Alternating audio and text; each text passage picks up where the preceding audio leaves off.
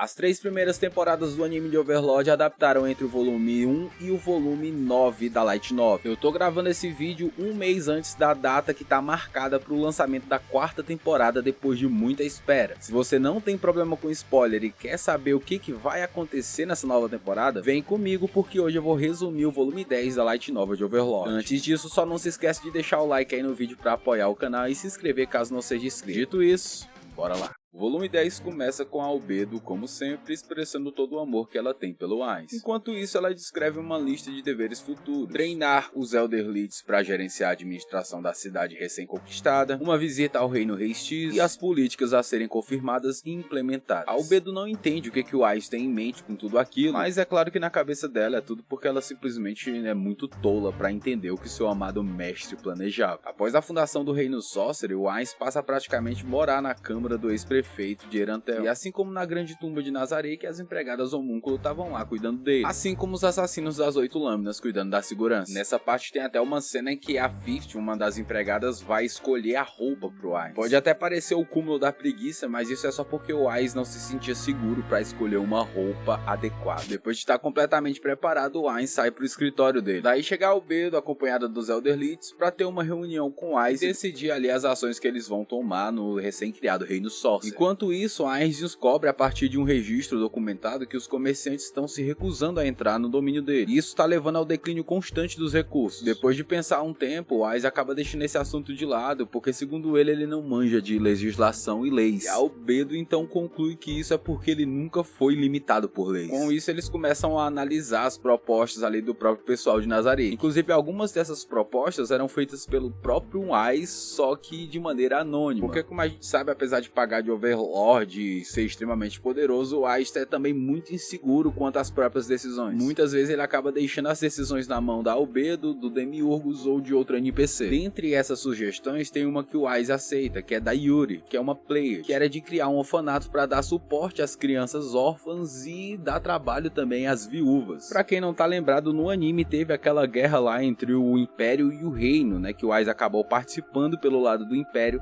e dizimou o exército do reino. É dito na novel que naquela guerra, se eu não estou enganado, morreu mais de 180 mil pessoas. E isso teve muitas consequências, né? Gerou muitos problemas para o reino, desde o grande aumento de órfãos e viúvas, até o fato de que isso gerou uma grande depressão entre os soldados restantes. E agora, como governante, o Ainz tinha que dar um jeito em tudo isso. Bom, o Ainz decide então aceitar a proposta de criar um orfanato, e para ajudar no orfanato, o Ainz convence a Albedo a soltar a Nigredo e a Pestone. A Pestone eu tenho certeza que vocês vão lembrar dela, nem seja de vista, porque ela tem um design bem característico. Ela é aquela empregada lá com cara de cachorro, tá ligado? Que a gente vê quando o Sebas traz a Tuari pra trabalhar em Nazaré. E a Nigredo é uma das irmãs da Albedo, que pra quem só viu o anime nunca soube da existência dela. Mas por enquanto só interessa pra gente que ela é uma das irmãs da Albedo. Lá na frente a gente fala um pouco mais sobre ela. A Nigredo e a Pestone, elas foram presas em Nazaré porque elas tentaram defender as crianças que foram sequestradas durante aquele incidente lá com os 8 dedos. Mas a partir de agora, por decisão do Ainz, elas vão ser libertas para ajudar lá no orfanato. Mais tarde, os irmãos Elfos Negros, Aura e Mari vêm visitar o Ainz. E uma coisa interessante que é revelado pra gente nesse momento na novel é o que aconteceu com aquelas 3 elfas que eram escravas de um dos aventureiros, né, ou orcas, se eu bem me lembro,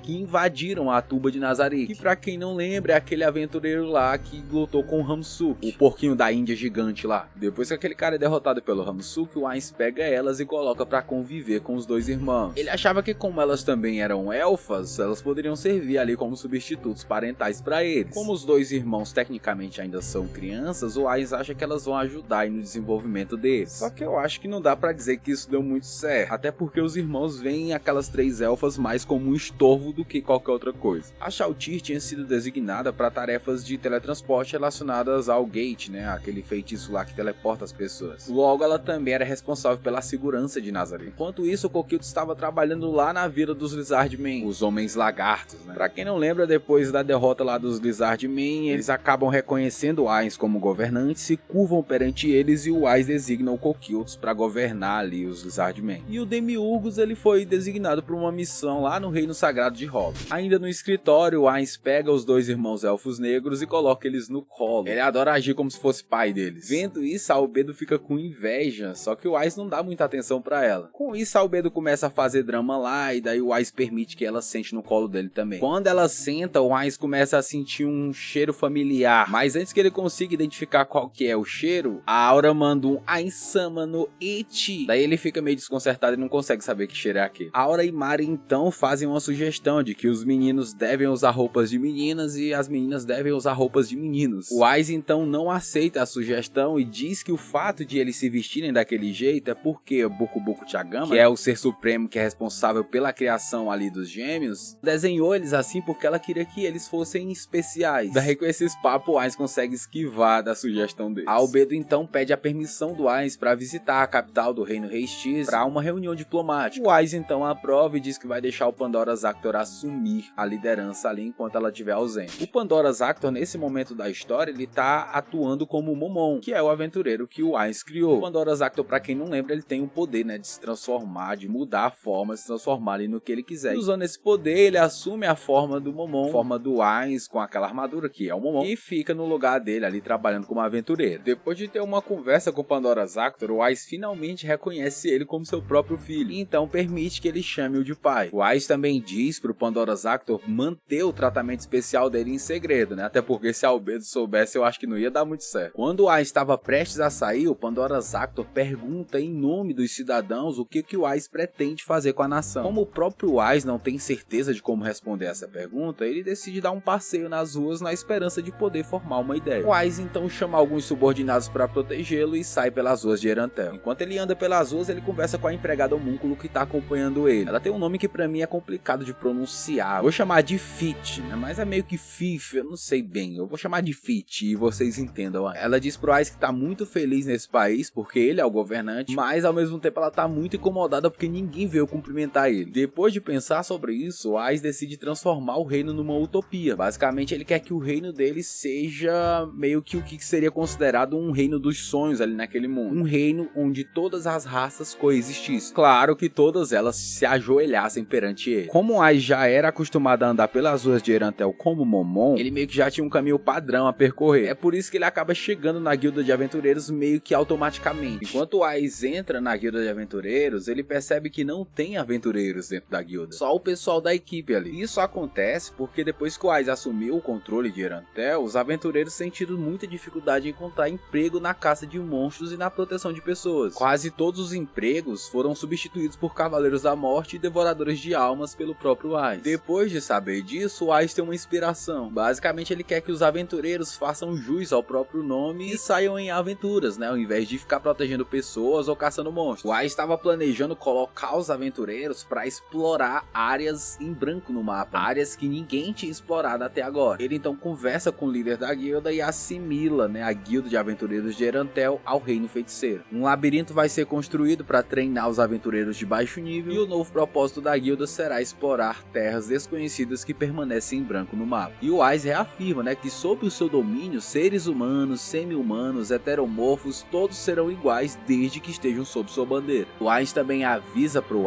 Isaac, né, o líder da guilda, que um grupo de goblins vai visitar Erantel junto com outros semi-humanos e seres heteromorfos. Como a gente sabe, né, lá na Vila de Carne, onde mora a Henry e o Nymphyria, isso já acontece. Várias raças coexistem ali, entre trolls, goblins, enfim. Enquanto isso, no Reino Rei X, a princesa Rainer tem a mesma ideia da Yuri, que é de construir um orfanato para as crianças cujos pais foram mortos durante a guerra. Depois do que aconteceu, o Climb tinha voltado pro lado da princesa, enquanto o Brain estava procurando alguém para substituir o Gazef como guerreiro morto. Nessa parte da história a gente também fica sabendo o que aconteceu com o grupo das Rosas Azuis. Aquelas duas lá que foram mortas pelo Demiurgos, elas tinham sido revividas, inclusive mostra no anime elas revividas. E aqui agora nesse momento elas estão treinando com a Evilai, né, aquela lolizinha que se apaixona pelo Momon. Ela tá treinando elas para recuperar a experiência que elas perderam por terem sido revividas. Enquanto isso, a princesa Rainer e o Climb vão falar com o príncipe Zanak. Eles vão se preparar para receber um enviado do reino dos feiticeiros que vai vir como um diplomata. No caso, a própria Albedo que vai vir como representante. Nessa hora a gente é apresentado a um novo personagem chamado Philip. Ele é o terceiro filho de um nobre lá do reino que acaba ascendendo, né? Ele acaba virando o herdeiro do nobre porque os dois filhos mais velhos acabaram morrendo durante a guerra. Esse cara, o Philip, ele fica encantado com a Albedo, ele se apaixona por ela. Por isso ele convida a Albedo para um baile na propriedade da família dele. Mal sabe ele que a Albedo só quer usar ele como fantoche. Basicamente o plano é que o Philip vire o novo chefe da facção dos nobres e trabalhe junto com a Oito Dedos, né, que há muito tempo já tá sob o controle do Ais, para eventualmente anexar o reino Reistize ao reino feiticeiro. A Albedo ordena que a Oito Dedos transfiram todos os recursos para o reino feiticeiro e também ordena que eles procurem informações relacionadas a um item lendário de controle mental por motivos pessoais. A real é que ela tá atrás da pessoa que controlou a Shao Tia, né, e fez o Ais ter que lutar com ela. Enquanto ela tá no reino, a Albedo vai visitar a Rainer para ter uma conversa particular. Daí é revelado que a Rainer havia traído o reino em troca de ser levada para Nazarick. Pelo acordo, ela também receberia um status equivalente ao de um guardião de área, o que supostamente aconteceria somente após a conclusão da preparação para a anexação do reino Reistize ao reino feiticeiro. Nesse momento lá na Teocracia Slane tá tendo uma reunião da mais alta autoridade, e o primeiro tema dessa reunião é a tomada da fortaleza de Erantel. Alguns argumentam que eles deveriam ter interferido na guerra. No entanto, depois que todo mundo ali fica sabendo do real poder do Ais, que ele fez questão de mostrar inclusive durante a guerra, eles imediatamente entendem que o Ais é capaz de usar a magia dos deuses. Eles desprezam o Império por se aliar ao rei feiticeiro e se irritam com a idiotice do reino Reistize de deixar o seu exército ser massacrado. Nessa reunião fica decidido que eles vão enviar um emissário para encontrar com o Imperador de Kniv para ter certeza com quem que tá a lealdade do Império. É dito que eles já desconfiam, né, meio óbvio, que o rei feiticeiro tem alguma ligação com o aventureiro Momon, com o demônio Jaldabaoth, que a gente sabe que é o Demiurgos, e o Rônio Pinhoco, que a gente sabe também que é a Shao Tia. Todos eles sendo inimigos fortes que apareceram na mesma época. E uma coisa legal que a gente fica sabendo nesse momento é que é de conhecimento da Teocracia Slane que nessa época do ano especificamente é o momento em que os deuses, né, que é previsto que os deuses começarão a descer sobre o mundo. Com isso chega um novo relatório de agentes de campo e eles ficam sabendo que Erantel foi governada em paz, sem revoltas, e os cidadãos estão vivendo uma vida normal, com os Cavaleiros da Morte sendo usados como guardas da cidade e os Elderlites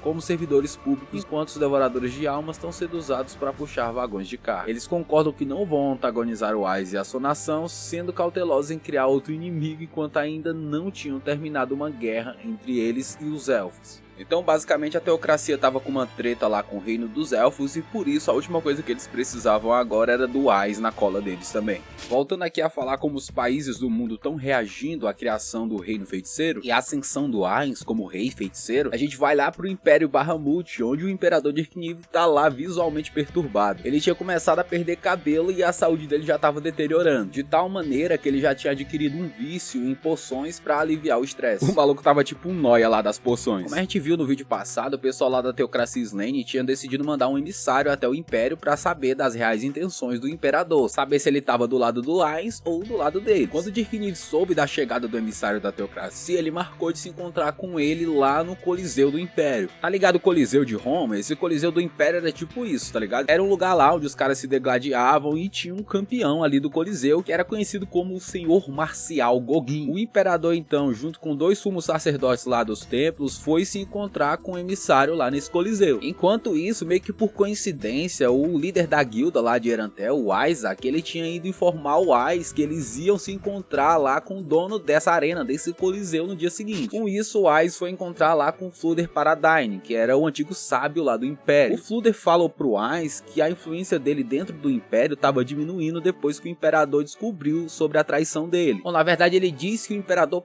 pode ter descoberto sobre a traição, ele ainda não tem certeza absoluta. O Ais então oferece ao Fluder uma posição no reino feiticeiro para ser responsável pela pesquisa mágica. E como a gente sabe que o Fluder é um cara maníaco por magia e tudo que ele quer é adquirir conhecimento, o Ais também dá para ele de presente uma cópia do Codex of the Dead, que é tipo o livro da morte, um livro lá que tem umas magias fodona lá para ele. Mas enfim, o Ais estava curioso mesmo, era para saber sobre o tal Lorde Marcial. Depois de se informar direitinho lá com o Fluder, no dia seguinte, como tinham combinado antes, o Weiss, junto com o Isaac, líder da guilda, vão lá conhecer o Osk. O Osk era o promotor do Senhor Marcial, era tipo um agente lá dele. O Weiss então diz pro Osk que ele quer organizar secretamente uma partida contra o Lorde Marcial Gogin. O promotor lá do Lorde Marcial aceita o desafio do Weiss, só que ele dá a condição de que ele não pode usar magia durante a partida. E a gente já sabe que mesmo sem usar magia, o Weiss é bem poderoso. A cena pula então pro Imperador Dirkniv chegando no Coliseu junto com os dois sumos sacerdotes lá. Eles então se encontram lá com os guarda-costas do Imperador pouco antes de começar a tal reunião secreta. Nisso, do nada, o Weiss aparece lá como desafiante no Coliseu. E isso deixa todo mundo surpreso. O emissário lá da Teocracia, ele fica putaço com o Dirkniv porque ele acha que o Dirkniv tinha traído a Teocracia e tava armando uma armadilha junto com o Weiss. Só que na verdade o Dirkniv era o que mais estava em choque ali, porque na cabeça dele o Weiss tinha previsto tudo aquilo, inclusive a reunião secreta deles. Só que a gente sabe que na verdade não é bem assim. O Weiss estava ali mais por curiosidade, para saber se o Gogin era forte mesmo, e também para recrutar alguns aventureiros lá para a guilda dele. Ter chegado no meio da reunião secreta do Imperador foi só uma feliz coincidência ali pro Weiss. A ideia do Weiss era fazer uma luta de exibição ali com o campeão do Coliseu, e no final ele fazer tipo um discurso para recrutar novos aventureiros para a guilda lá de Erantel. O Dirkniv ainda conseguiu convencer os dois sumos sacerdotes a ficarem, né, dizendo que ele não tinha traído eles e que aquilo não passava de uma infeliz coincidência. Só que o emissário da Teocracia não quis saber e meteu o pé. Aí ficou o Dirkniv e os dois sumos sacerdotes lá. E pra acabar de lascar com o Dirkniv, o Weiss, ainda assim que ele entrou na arena, ele viu o Dirkniv lá, ativou a magia de voo, né, Fly, e foi lá no Dirkniv pedir desculpas pela aparição repentina, né, e por ter atravessado ilegalmente a fronteira. Todo mundo da arena tava em choque, em silêncio pela aparição repentina do Weiss. E o que quebrou o silêncio foi a aparição do Gogin. Quando o Lorde Marcial entrou dentro da arena, ele foi ovacionado por todo mundo. Antes de começar a luta, o Weiss propõe ao Gogin que se ele ganhasse, ele queria que o Gogin se tornasse o subordinado dele. E com isso ele pergunta o que o Gogin vai querer se ele ganhar. E o Gogin simplesmente fala que ele quer comer o Weiss se ele ganhar. Mas é no sentido literal, ele quer comer mesmo, ele quer se alimentar dele. Bom, os dois concordam ali com os termos, dão um aperto de mão e vão começar a batalha. Depois de lutar um pouco com o Gogin ali, o Weiss começa a ficar decepcionado, porque ele acha que o Gogin é muito fraco. Quando o Gogin percebe que não tem chance de ganhar, ele pede pro Weiss pelo menos mostrar uma fração dos poderes dele. O Weiss então concorda, ativa lá os feitiços de proteção dele e começa a andar na direção do Gogin. O Gogin ataca o Weiss com tudo que tem, só que o Weiss continua andando como se nada tivesse acontecendo. Então, pra surpresa de 0 pessoas, o Weiss mata o Gogin ali facilmente. Depois disso, o Weiss pega o alto-falante, faz lá o discurso lá que ele queria, né, pra recrutar os aventureiros lá pra guilda dele. E no meio do discurso, o Weiss ainda revive ali o Gogin como se não fosse nada, chamando ainda as pessoas que querem ser, nas palavras dele, verdadeiros aventureiros pra visitar sua nação. Depois de tudo, o Weiss ainda dá uma voada lá no quarto do Dirkniv pra conversar com ele. O Imperador fala então pro Weiss que o Império Bahamut está disposto a se tornar um estado vassalo do Reino Feiticeiro. O Weiss fica surpreso ali com a proposta do Dirkniv, nega e pede para ele enviar lá depois um pedido por escrito. Depois que o Weiss sai, o Dirkniv finalmente admite a sua derrota ali para os cavaleiros dele e fica tentando imaginar o porquê do Weiss ter negado o pedido dele. Independente de qualquer coisa, ele decide enviar lá o pedido por escrito, como o Weiss tinha dito, espalhar a notícia pelos países vizinhos e começar a reprimir lá a agitação interna no Império. Obviamente que nem todo mundo ali ia aceitar bem o Império ser vassalo de outra nação. A cena volta então para Nazarick com o Demiurgos chegando lá do Reino Sagrado. No vídeo passado eu só falei que o Demiurgo tava lá pro reino de Hoblin, mas eu não expliquei bem o que é esse reino de Hoblin. Basicamente é um reino de humanos conhecido como Reino Sagrado ou Reino Santo. É um país que faz fronteira com o reino de Hestis. Uma característica interessante do Reino Sagrado é que ele é cercado pelas montanhas Abelion. Essas montanhas são habitadas por tribos semi-humanas que estão constantemente em guerra umas com as outras. E para evitar ser pego no meio dessas guerras, o Reino Santo construiu uma muralha que é conhecida como a Grande Muralha de 10.000 milhas. No entanto, apesar disso, o Reino Sagrado continua enfrentando invasões de tempos em tempos. Mas isso não é interessante pra gente agora, só pra vocês saberem mais ou menos o que é o Reino Santo. Quando o Demiurgo chega em Nazarick, ele já vai direto no escritório querer conversar com o Weiss. Só que ele só encontra Albedo lá. Depois deles conversarem um pouco, é revelado que o Weiss tinha decidido ir no Reino dos Anões junto com a Shaotir e a Aura. O Demiurgo fica chocado ali com a rapidez com que o Weiss conseguiu tornar o Império um estado vassalo, destacando que ele levaria pelo menos um mês pra fazer isso e o Weiss tinha conseguido em menos de 3 dias. Com isso, o Demiurgo Demiurgo fica motivado e começa a trabalhar ali no processo de vassalagem do Império. E com isso a gente finaliza o volume 10 da Light Novel de Overlord. Já deu pra sacar mais ou menos pra onde a gente vai ali no volume 11, né, com aquele gancho do Reino dos Anões. Obrigado você que acompanhou até o fim, não se esquece de deixar o like pra apoiar o canal, se inscrever caso não seja inscrito. Espero que esteja gostando do conteúdo e espero você no próximo. Arigatou gozaimasu.